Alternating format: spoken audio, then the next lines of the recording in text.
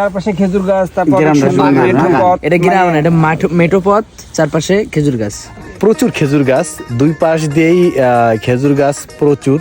আর এগুলো কাটছে, এগুলো থেকে রস বের হয়। তো আমরা এখন সেই রস খাইতে আসছি।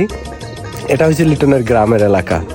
তো আমার কাছে খুব ভালো লাগলো যে এত সুন্দরভাবে খেজুর গাছ এখন অনেক জায়গাতে দেখা যায় না সচরাচর।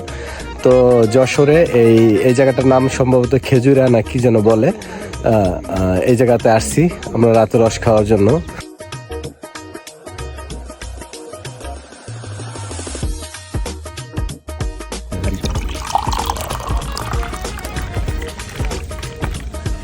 আসলে অনেক সুন্দর না, খুব ফ্রেশ।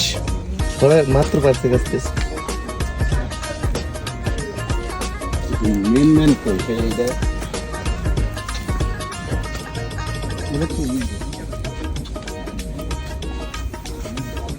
অনেক মিষ্টি, কিন্তু চিনি দিয়া না। না কি বলে চিনি উঠবে না। ভাই অনেক সুন্দর, অনেক।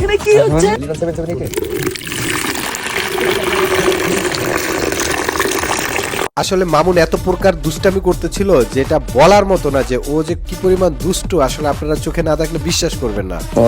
কথাটা আরেকবার পানি দিয়ে চা খাইয়া উল্টা পাল্টা